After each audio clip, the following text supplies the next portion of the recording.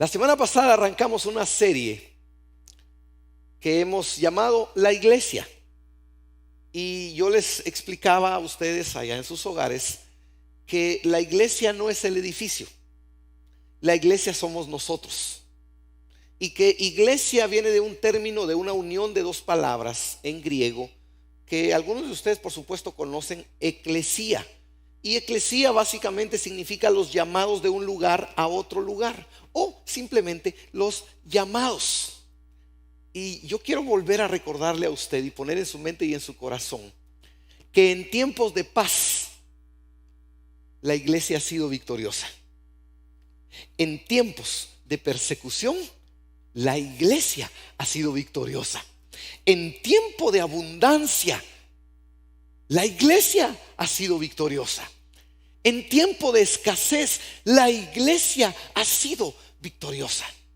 Cuando ha habido salud y bonanza y bendición, la iglesia ha avanzado con éxito.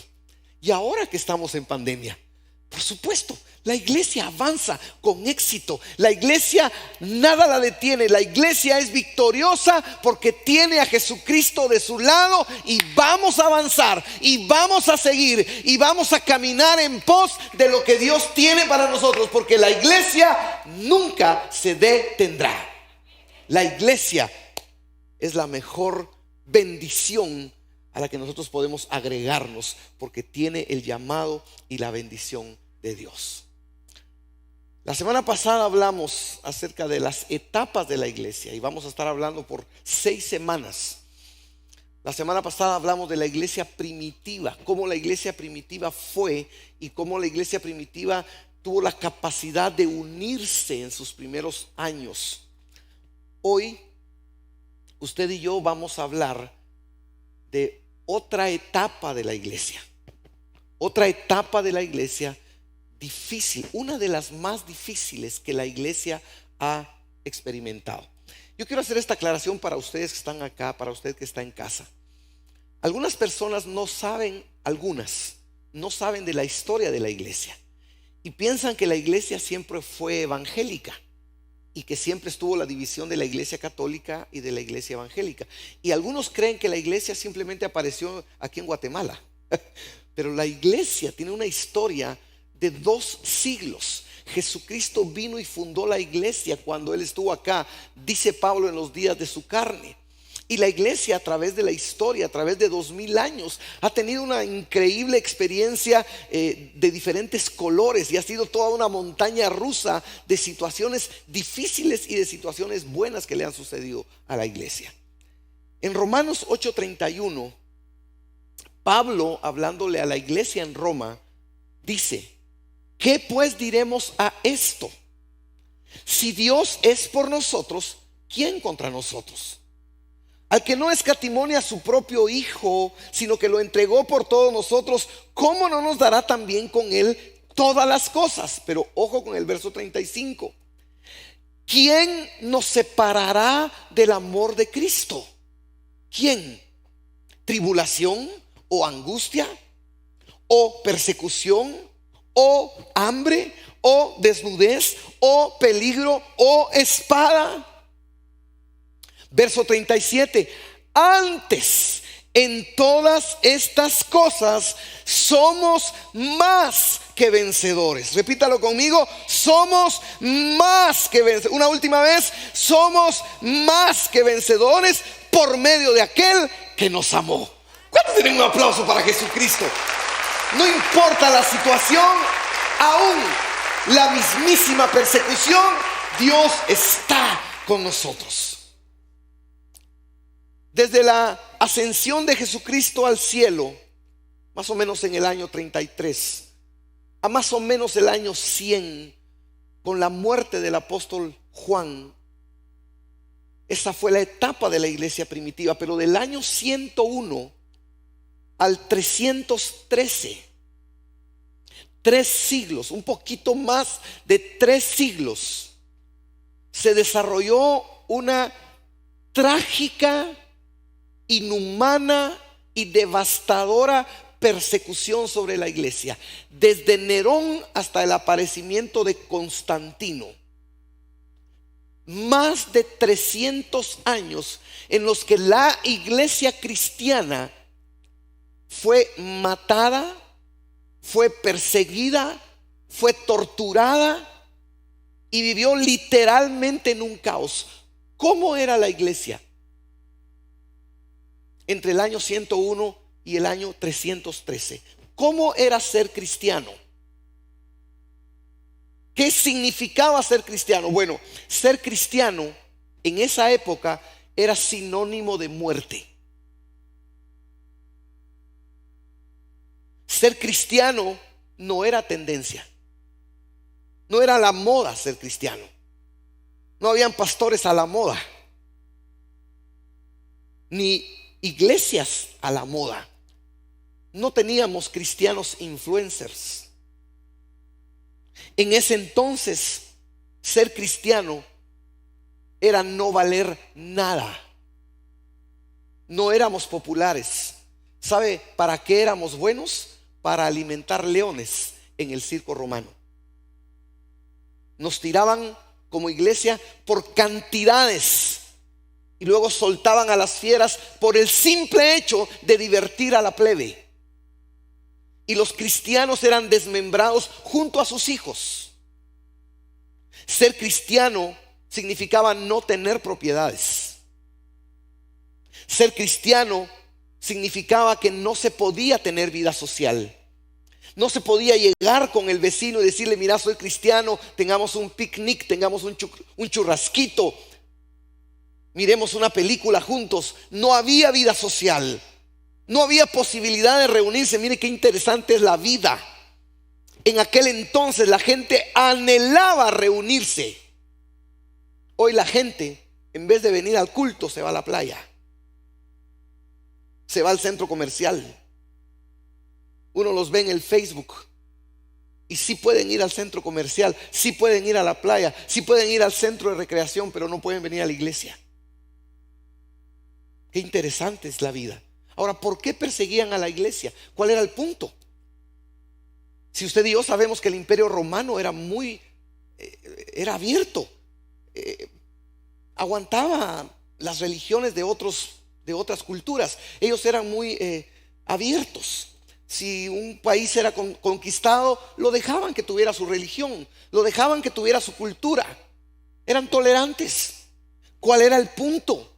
¿Por qué la iglesia fue tan perseguida atrozmente en este siglo, en estos 3 siglos, si Roma era tolerante con las otras religiones? ¿Está conmigo, iglesia? ¿Sabe qué sucedía? Que el cristianismo no era una religión común, sino que el cristianismo levantaba la figura de un rey que había muerto y que había resucitado y que regresaría a recoger a su iglesia. Y lo adoraban a ese rey, lo adoraban a Jesucristo. Y entonces el pueblo romano tuvo un problema político. No se podía adorar a otro emperador, a otra persona que no fuera el César. Y cuando la iglesia se pone en su postura y dice: no adoraremos al César, porque el César es un simple humano, un simple mortal, pero adoraremos al Hijo de Dios, al Rey de Reyes, al Señor de la creación, y solo a Él adoraremos y viviremos bajo sus parámetros. Ahí estuvo el problema. Y desde Nerón hasta Constantino, la iglesia sufrió las peores atrocidades que usted se pueda imaginar. En medio del peor escenario que usted se pudiera imaginar, que jamás la iglesia ha vivido, hubo una disciplina que la iglesia por más de 3 siglos nos modeló. Mire, la pandemia no lleva ni 2 años, lleva un promedio de 1 año y medio. Y muchos ya dejaron de ser perseverantes. Se enfriaron en su fe. Ya no son ni creyentes. 1 año y medio. La iglesia por más de 3 siglos. Ojo con esto, iglesia. En vez de hacerse menos, se hacía más grande. se hacía más victoriosa, se hacía más fuerte con cristianos de verdad, firmes en su fe, en medio de la persecución. ¿Sabe por qué? Practicaban un principio, una disciplina, la perseverancia.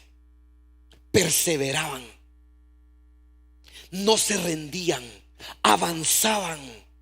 Esos cristianos no se iban de la iglesia porque el pastor no los saludaba o la pastora les tiraba el pelo, o porque no los sentaron en el lugar donde querían. Esos cristianos eran, permítame este chapinismo, tayuyos, conchudos. Sabían en quién habían puesto su mirada y avanzaban aún que su vida corría peligro.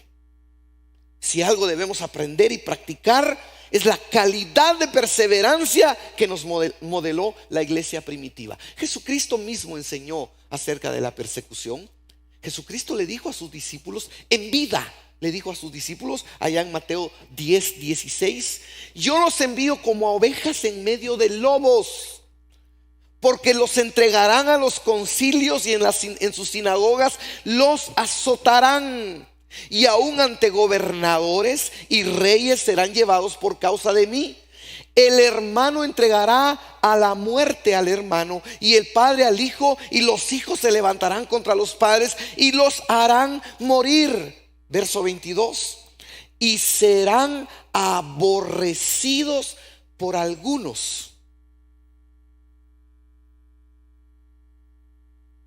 ¿Qué dice? Por todos, por causa de mi nombre. Pero aquí viene la palabra clave que hoy Dios nos está hablando: mas el que persevere hasta el fin, este será salvo. La iglesia en pandemia debe ser perseverante. Son tiempos difíciles de angustia, de incertidumbre. Se necesita una iglesia victoriosa. Se necesita una iglesia con ánimo. Pero se necesita una iglesia perseverante, que persevere en su fe, que persevere en su actuar como cristianos. Hoy más que nunca cobra sentido la escritura de Hebreos capítulo 12 verso 1. Dice: también nosotros, que estamos rodeados de una multitud tan grande de testigos. Y es que se venía hablando en Hebreos 11 de los héroes de la fe, de la gente que fue aserrada, que fue asesinada por su fe y nunca decayeron. Esta es la nube de testigos. Y no solo ellos, todos los que a través de 2000 años han entregado su vida por la fe. Despojémonos del lastre que nos estorba, en especial del pecado que nos asedia. Ojo con esta palabra otra vez. Y corramos ¿con qué? Perseverancia la carrera que tenemos por delante. Ojo, verso 2: fijemos la mirada en Jesús, el iniciador y perfeccionador de nuestra fe, quien por el gozo que le esperaba soportó la cruz, menospreciando la vergüenza que ella significaba, y ahora está sentado a la derecha del trono de Dios. Verso 3, ojo: así pues, consideren a aquel que, ¿qué cosa? Oh, qué interesante. Jesucristo no solo enseñó la perseverancia, fue perseverante en medio de un conflicto en el cual tuvo que entregar su vida por nosotros. Así pues, consideren a aquel que perseveró frente a tanta oposición por parte de los pecadores, para que no se cansen ni pierdan el ánimo. Pero escuche el verso 4, con esto termino esta escritura. En la lucha que ustedes libran contra el pecado, ojo, todavía no han tenido que resistir hasta derramar su sangre. Entonces, quizá nuestro llamado como iglesia en algún momento también será el poner nuestra vida en riesgo antes de perder nuestra fe.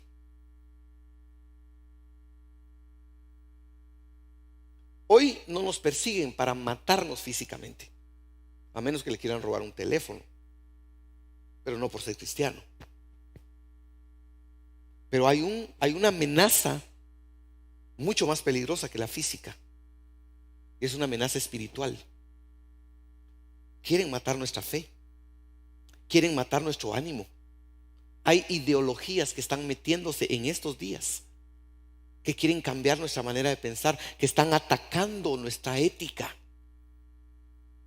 Están atacando a nuestros hijos. Estamos siendo perseguidos. Estamos siendo perseguidos. Yo no puedo hablar del homosexualismo porque me castigan aún los mismos cristianos. Pero el homosexual sí puede hablar de lo cuadrado que soy yo con mi fe. Como Nochón.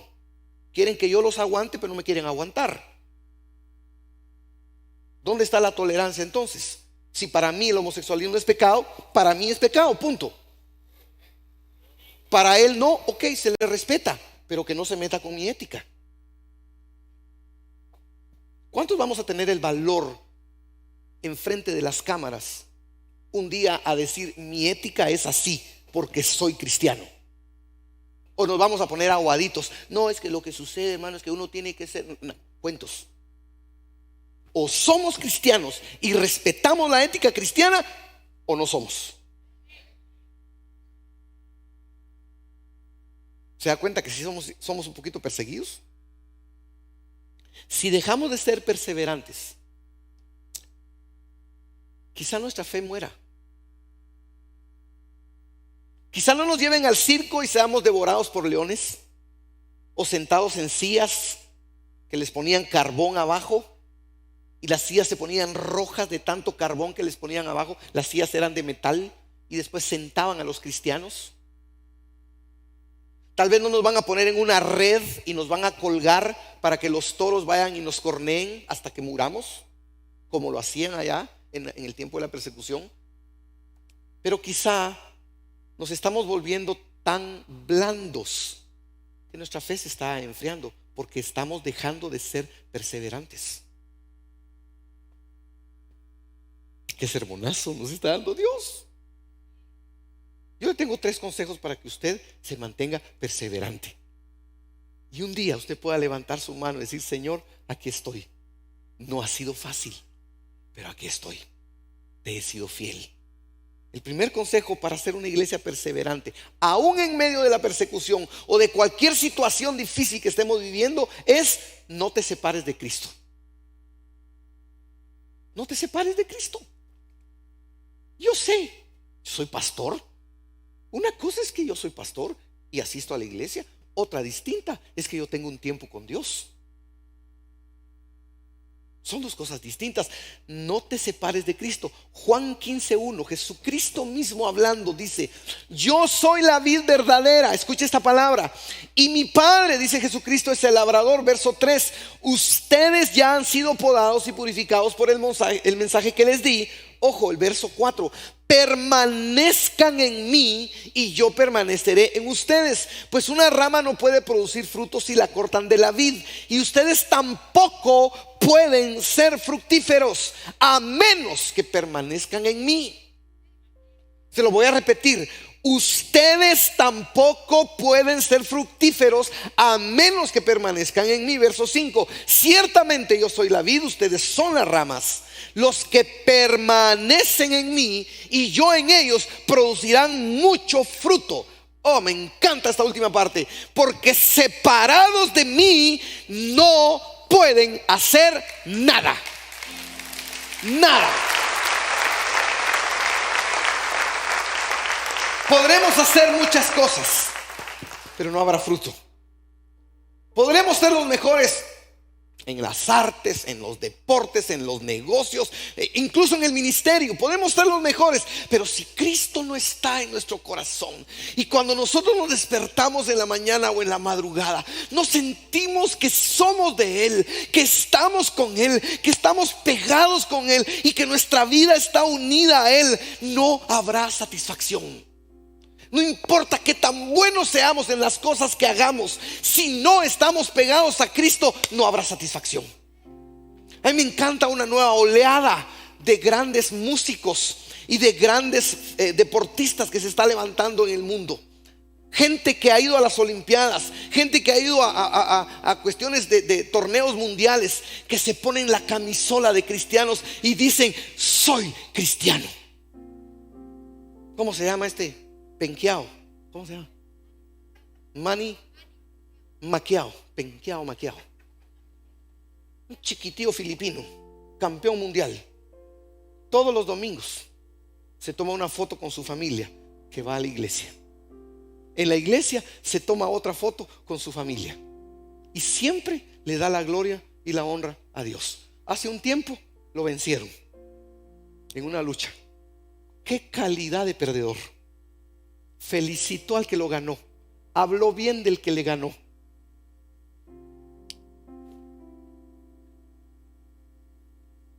Buenos cristianos que están sufriendo lucha, pero están pegados a Cristo. Primer consejo, iglesia, no te separes de Cristo.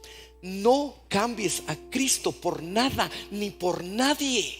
Porque cuando la persecución arrecie, cuando la situación difícil arrecie, lo único que queda es Cristo. Y si Cristo está contigo, lo tienes todo. Todo, cualquier cosa que sea necesaria. Consejo número 2: para ser perseverante aún en medio de la persecución, como lo fue la iglesia perseguida. No te separes de la manada. No te separes de la manada. El día viernes jueves estaba trabajando el sermón. Terminé el sermón y lo compartí a donde debo enviarlo para las escrituras y los detalles. Y luego estaba en una reunión, y viernes, no me acuerdo. Estaba en una reunión y una persona me llamó insistentemente, me llamó como 7 veces y no le pude contestar, estaba en reunión. Pero luego le devolví la llamada cuando terminé la reunión, un amigo mío. Y cuando le llamo, le digo: mira, perdona, estaba en una reunión, no te puedo responder, pero aquí estoy, ¿te puedo servir todavía? Y se quiebra un hombre, un caballero, se quiebra, me dice: te llamo porque necesito que ores por mí. Ya no aguanto. La pandemia me ha golpeado las finanzas, mi trabajo, mi negocio, mi familia. Siento que estoy perdiendo mi fe. Siento que no puedo seguir y de verdad necesito que ores por mí. Y yo me conmoví y le dije: estamos en la misma. A veces también me siento que no sé cómo es ser pastor en una situación como esta en la que estamos viviendo. Hablamos por 25 minutos y al final oré por él y le veo una oración y le dije: Señor, aquí estamos, tu iglesia, 2 hombres que te necesitamos, 2 hombres que no sabemos cómo seguir si no estás con nosotros. Qué lindo es llorar en el hombro de alguien. Qué lindo es tener un grupo de personas con las cuales podemos llorar, imperfectas, con detalles que mejorar. Pero qué lindo tener una iglesia. Hoy, cuando estábamos ingresando con mi esposa antes de las 6 de la mañana, nos recibió una pareja preciosa en la iglesia y teníamos ratos de no verle. Mi corazón saltó de alegría. Qué lindo es pertenecer a una iglesia en la que nos podemos ayudar, nos podemos fortalecer, podemos ir hacia adelante, perseverando para no perder nuestra fe, para un día decir: Señor, aquí estoy. Fue difícil, como dice aquel himno, cansado del camino, pero aquí estoy. Hebreos 10:23 en la versión Dios habla hoy dice: mantengámonos, está hablando corporativamente, mantengámonos firmes, sin dudar, en la esperanza de la fe que profesamos, porque Dios cumplirá la promesa que nos ha hecho. busquemos la manera de ayudarnos unos a otros, a tener más amor y a hacer el bien. Verso 25: no dejemos de asistir a nuestras reuniones como hacen algunos que se quedan en casa, sino animémonos unos a otros, y tanto más cuando vemos que el día del Señor se acerca. No se separe de la manada. Somos imperfectos, todos. No importa la iglesia que usted vaya, todas las iglesias son imperfectas.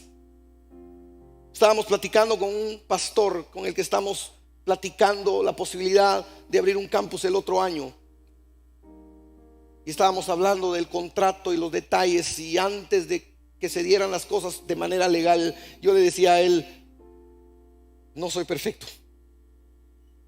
Te vas a dar cuenta con el tiempo que para nada soy perfecto. ¿Usted es perfecto? Ya somos del mismo equipo.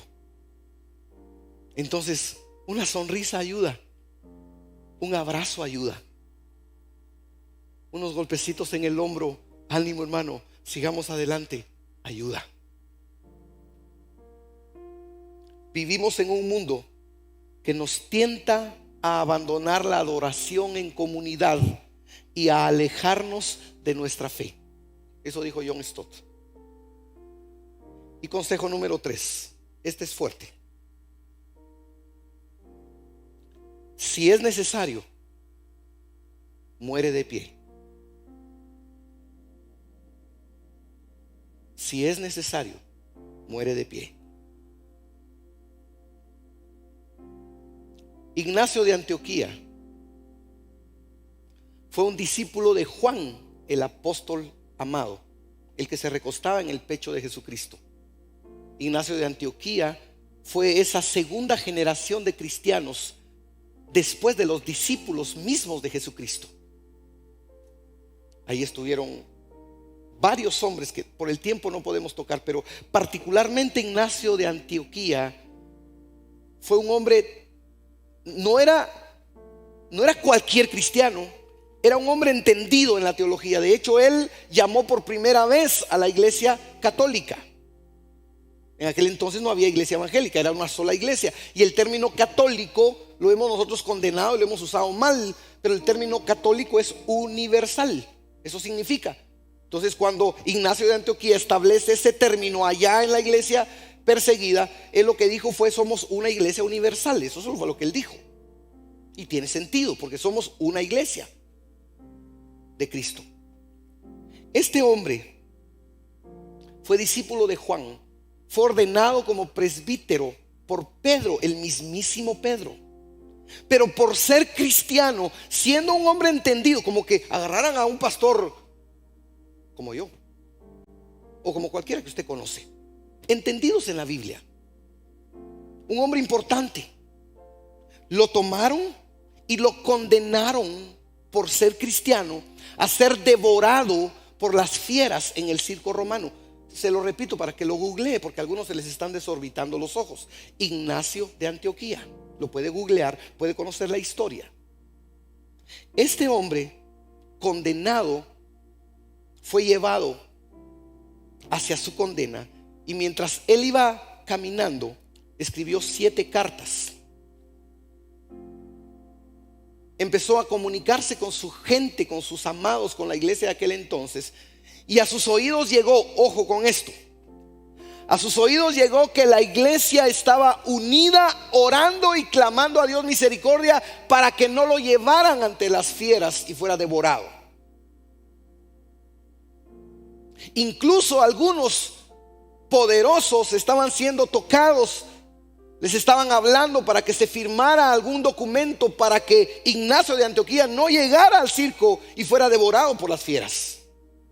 ¿Sigue conmigo, iglesia?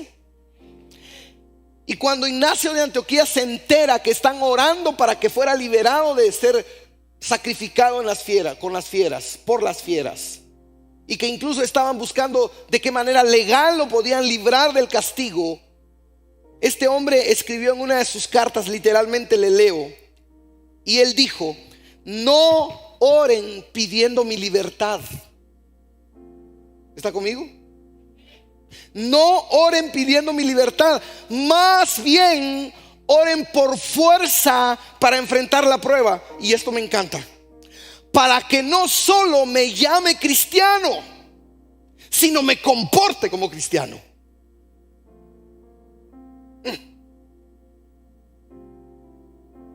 Yo me la llevo de muy valiente en mi fe. No sabría yo decirle cómo actuaría yo en los zapatos de Ignacio.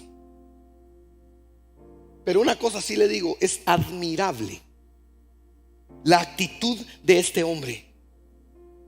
Él también dijo en una de sus cartas: soy trigo de Dios, y los dientes de las fieras han de molerme, para que pueda ser ofrecido como limpio pan de Cristo. Hoy, en medio de esta pandemia,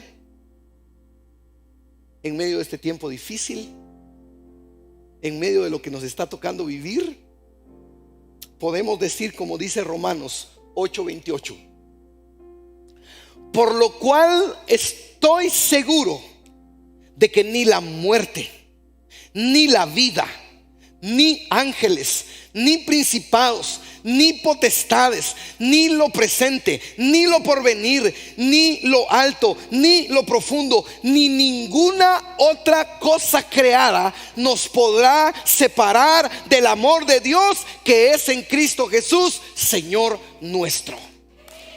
Nada nos podrá separar de Él. Mateo 24:13, se lo leí al principio: mas el que persevere hasta el fin, este será salvo. ¿Cuál es la palabra de hoy para usted, de Dios para usted? Persevere, persevere, persevere. Algunos ya estamos entraditos en años, ya estamos madurones, así como el vino. Y nos quedan pocos años en esta tierra. Ya mero entregamos el equipo. Que lo entreguemos con una vida de perseverancia, como buenos cristianos, no aguados, buenos cristianos. Algunos están empezando, les falta mucho por caminar, les falta mucho por ser perseverantes. Les tengo buenas noticias: Dios nunca nos deja. Nos toca llorar, a veces nos toca tragarnos nuestras lágrimas amargas, a veces es difícil y no dan ganas de seguir. Yo no puedo pensar cuántas veces yo he querido dejar de ser pastor.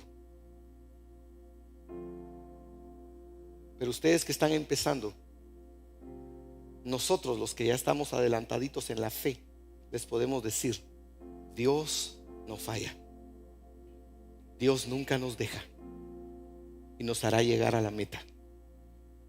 Y un día vamos a escuchar: bien, buen siervo y fiel, éntrale, la cena está servida. Incline su rostro, por favor, si puede hacerlo. Medite. Usted en casa, medite. Dios nos está hablando en esta serie, con esta serie. Meditemos este tiempo, por favor, iglesia. Usted que está en casa, usted que está en este lugar, sé que el Señor ha hablado a su corazón, estoy convencido. Si usted desea recibir a Cristo o desea empezar de nuevo con Él, este es un buen momento para que usted lo haga desde su corazón. Repite esta oración conmigo. Si usted desea recibir a Jesucristo: Señor, aquí está mi vida, te necesito. Necesito tu toque, tu perdón, tu favor en mi vida. Reconozco que soy pecador. Entra a mi ser, límpiame, posiciónate en mi vida, en el trono de mi ser, y sé mi Salvador, mi Señor, mi Dios y mi Rey. Si usted desea empezar de nuevo con el Señor, Repite esta oración: Señor, aquí estoy necesitado de ti. Me alejé, mas vuelvo a ti. Quiero empezar perseverantemente a caminar contigo y nunca, nunca más dejarte. Iglesia preciosa, me permite bendecirle. Puede levantar sus manos. Con todo mi corazón quiero bendecir su vida. Iglesia Vida, iglesia preciosa, que el Señor le bendiga y que el Señor le guarde. Que el Señor haga resplandecer su rostro sobre usted y tenga de usted misericordia. Que el Señor le mire con agrado y el Señor ponga en usted su paz. Que el Señor guarde su salida y que guarde su entrada. Que lo que sus manos toquen, iglesia, que lo que sus pies pisen, que lo que su corazón emprenda sea prosperado y abundado por el Dios Todopoderoso. Iglesia Vida, que la bendición integral de Dios, que no añade tristeza, descienda sobre su vida ahora mismo, en el nombre del Padre y del Hijo y del Espíritu Santo. Amén, amén. Denle un aplauso de gratitud, por favor, a nuestro buen Dios. Amén. Dios es bueno. Al rincón de nuestro encuentro,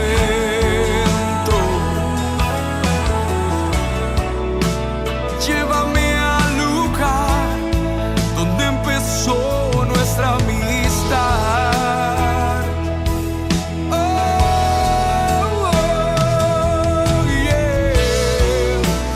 Llévame al madero, al rincón de nuestro encuentro.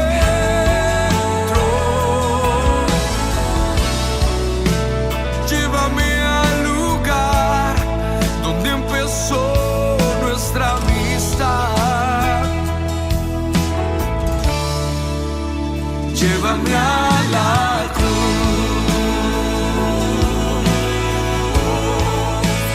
Llévame a